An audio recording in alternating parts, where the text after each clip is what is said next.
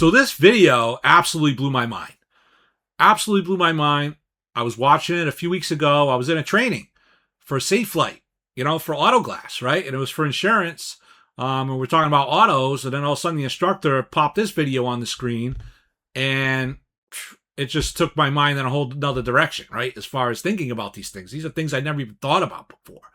But let's not waste any more time. Let's just dive right into it. You gotta see this thing. Thought experiment. Let's say at some point in the not-so-distant future, you're barreling down the highway in your self-driving car, and you find yourself boxed in on all sides by other cars.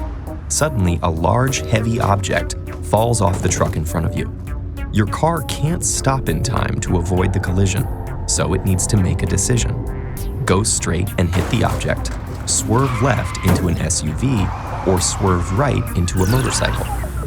Should it prioritize your safety by hitting the motorcycle, minimize danger to others by not swerving, even if it means hitting the large object and sacrificing your life, or take the middle ground by hitting the SUV, which has a high passenger safety rating? So what should the self-driving car do?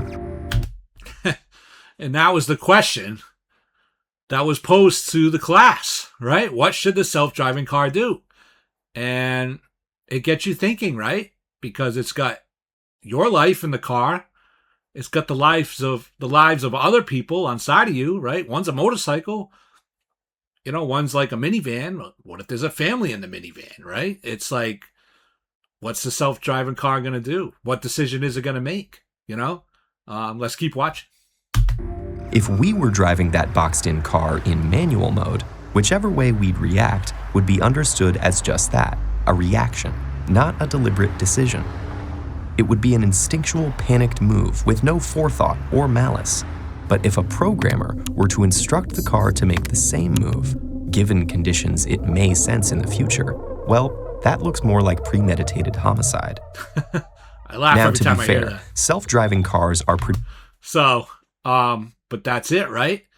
I mean, you're in a court of law, and it's reactionary, right? You just, hey, stuff fell out of the truck. I just swerve one way or the other. But when a programmer gets involved and they got to think these things through and they got to program the car on how to handle that situation, what are you putting in there? Who's programming that? What are you making it want to do? And, I'll play a little bit more and then I'm going to fast forward because there is some good, the potential of self-driving cars. So let's hear a little of the good. Predicted to dramatically reduce traffic accidents and fatalities by removing human error from the driving equation. Plus, there may be all sorts of other benefits: eased road congestion, decreased harmful emissions, and minimized unproductive and stressful driving time. But all right, so that's some of the good, but let's let's dive into more of the thought-provoking stuff here, right?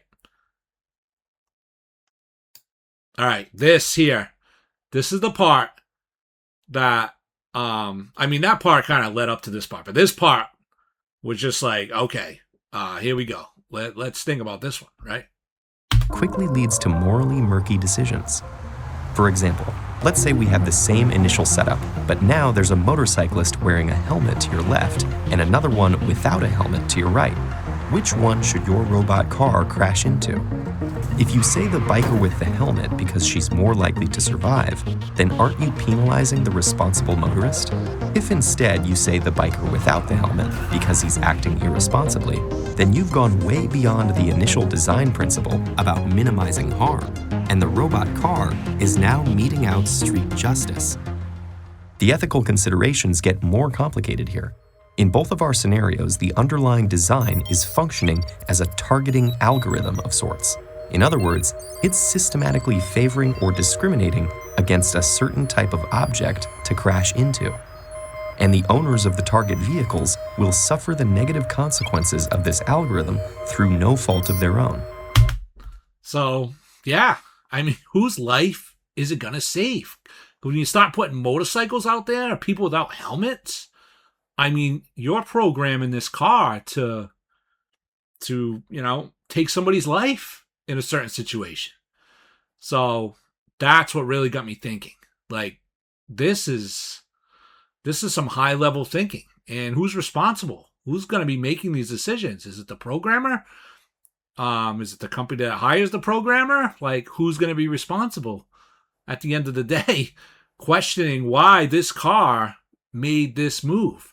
And what's funny is that, not funny, but, this just brings a whole nother level to like what I've been studying for the last, like, year and a half now. Because with Dream Chaser Nation, as you're going to see when this stuff comes out, I mean, this is something I would deep diving into. I was deep diving into, a whole lot of stuff with AI and self-driving cars I was getting into. And, it's stuff that I'm, in one of the books that I'm writing for Dream Chaser Nation and that whole platform that's coming out. But it was just, it really blew my mind because this is already stuff I was thinking about, but I wasn't even thinking on this level with it as far as, wow, like, it's making that decision.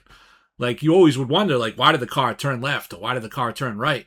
But then when you really start putting other people around and maybe families and pedestrians, and is your life more important because you own the car, or their lives more important, or who's less protected? And, it's, whew, that'll get your brain going, right? So anyway, thank you for watching. Thank you, Patrick Lin and TED-Ed on YouTube for putting this out. And thank you, Safelite Auto Glass, for your training class. This one really got me thinking, and, hopefully can get some of you thinking if you watch this. Maybe you won't find it as interesting as me. Maybe I'm in the minority here, but I thought it was really interesting, and, I just wanted to share it. So hopefully you like it. Maybe you don't. Maybe it doesn't get you thinking. Maybe it wants you to slow down AI, but I don't think we're slowing down AI. I think AI is it's steamrolling now. And I can't even imagine what it's going to be like in the next 15, 20 years with AI and AI development. So anyway, take care. Thanks for watching. Gonna have a lot more insurance type videos.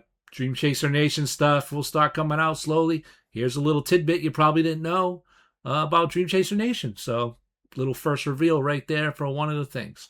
All right. Have a great day, and I'll see you at the next video.